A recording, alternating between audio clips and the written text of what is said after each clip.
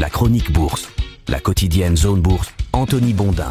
Salut à toutes et à tous, bienvenue dans ce point de marché Zone Bourse du mercredi 5 mars 2025. Ce matin, il s'appelle la bourse oscille toujours au rythme du Trumpomètre. Les marchés boursiers sont assez mal embarqués cette semaine, il faut bien le dire. La peur d'un gros ralentissement de l'économie américaine s'accroît à cause d'un effet à court terme des politiques de Donald Trump. Alors à moins que les objectifs économiques de la Chine et une légère inflexion de la Maison Blanche sur les surtaxes douanières ne viennent soutenir une petite embellie. C'est un peu l'ambiance ce matin pendant que plusieurs grandes entreprises publient leurs résultats 2024 et plus important, leurs objectifs 2025. Les places boursières ont encore souffert hier, en particulier en Europe où le DAX allemand s'est effondré de 3,5% sous l'impact des annonces de surtaxes douanières américaines.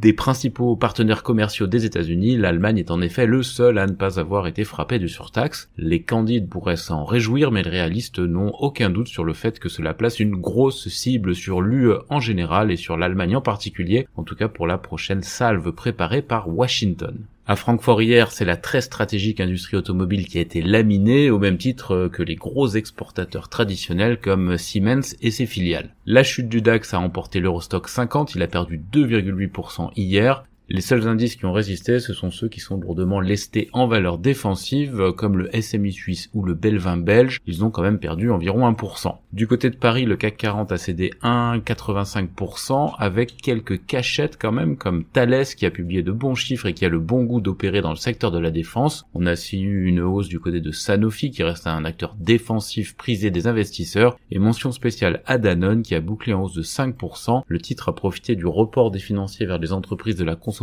non cycliques, notamment celles qui sont considérées comme étant en retournement positif. Côté États-Unis, la séance s'est déroulée de façon un petit peu curieuse. Wall Street est aussi épouvanté que les autres places boursières par les nombreuses initiatives économico-géopolitiques de Donald Trump, mais après avoir ouvert en nette baisse, les indices ont tenté un rebond qui a bien failli réussir avant une redescente brutale en fin de séance. L'embellie a été alimentée par les déclarations du secrétaire américain au commerce, Howard Lutnick. Il a laissé entendre lors d'une interview qu'il pourrait y avoir un allègement des droits de douane visant le Canada et le Mexique. Le rebond n'a pour autant pas tenu, mais on peut considérer que la bourse américaine a limité la casse avec une légère embellie du secteur technologique. Le Nasdaq 100 n'en a fait perdu que 0,4%, mais le S&P 500 a encore chuté de 1,2%. Il a été entraîné vers le bas par les funestes pronostics de consommation de Best Buy et de Target, et aussi par une forte baisse du compartiment financier, le compartiment financier qui n'aime pas beaucoup les craintes de ralentissement économique. Les grandes banques américaines ont ainsi perdu beaucoup de terrain parce que les politiques de la Maison Blanche, jugées très risquées, ont fait monter les craintes de sortie de route pour la croissance américaine.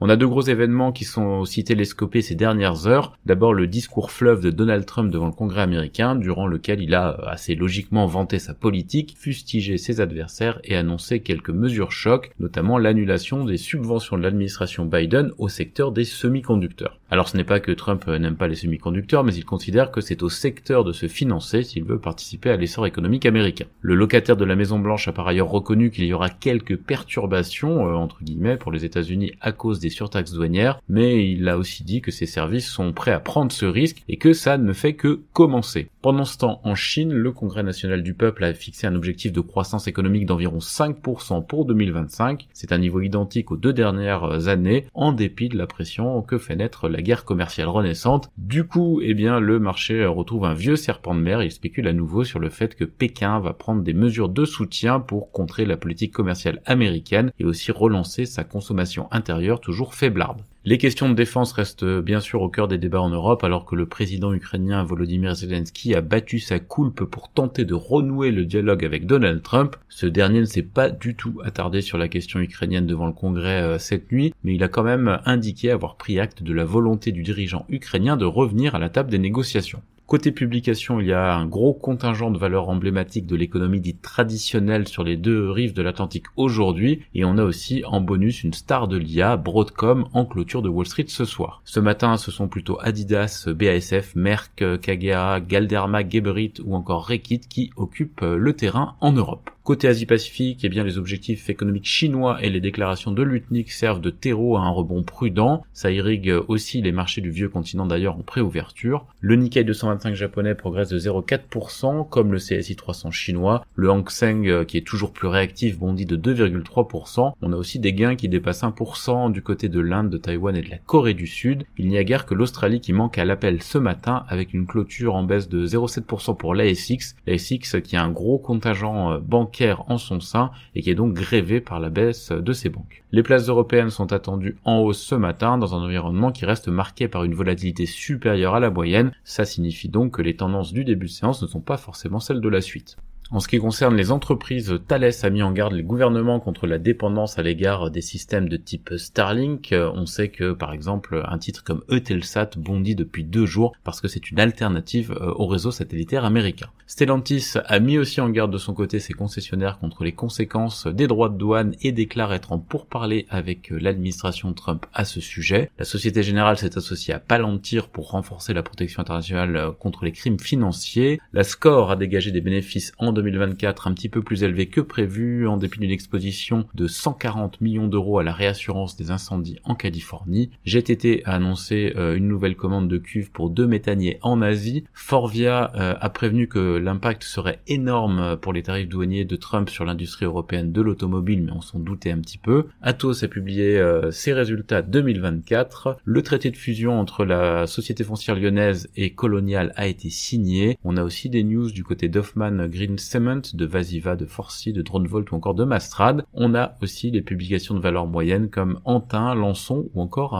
Implanet. Dans le reste de l'Europe, résultats du côté de Bayer, d'Adidas, de Sandoz ou encore d'Evonik notamment. On a aussi Unicredit qui s'apprêterait à porter sa participation dans Generali à près de 10% du capital selon la presse transalpine. Le PDG de David et Campari a annoncé que les fusions-acquisitions ne sont pas une priorité pour l'instant pour son groupe. Par ailleurs, Tenaris a achevé son programme de rachat d'actions de 700 millions de dollars. Le groupe mère a prévu d'introduire NextChem, sa filiale en bourse, mais quand sa valorisation aura atteint 2 milliards d'euros, donc pas tout de suite. Par ailleurs, la Deutsche Bank écope d'une amende de 23 millions d'euros. Sandoz commercialisera la capsule CBD d'Avecho en Australie et Swiss Steel sortira de la bourse le 6 juin prochain. En Amérique du Nord, CrowdStrike perdait 9% hier soir hors séance après ses trimestriels. Rostor, de son côté, prévoit un chiffre d'affaires et un bénéfice annuel inférieur aux estimations, mais le titre tenait assez bien la distance post-séance. On a aussi appris que Lockheed Martin a été écarté de l'appel d'offres de l'US Navy pour le futur jet furtif aéronaval. Boeing et Northrop Grumman restent seuls en course, ça c'est une info de Reuters. Par ailleurs, le Wall Street Journal croit savoir que Walt Disney va réduire ses effectifs globaux de près de 6%. Google, la filiale d'Alphabet, exhorte le gouvernement américain à éviter le démantèlement de l'entreprise, évidemment, j'ai envie de dire. Elliott a désigné 7 administrateurs pour Philips 66 et fait donc monter la pression sur le groupe américain. Apple a attaqué en justice le gouvernement britannique qui lui demande de créer une porte dérobée dans ses systèmes de stockage, et S&P a annoncé qu'Albertsons va remplacer Aspen Technology dans l'indice S&P Midcap 400. Sur l'agenda des publications aux États-Unis, Broadcom, Costco, Canadian Natural Resources, Kroger, Fastenal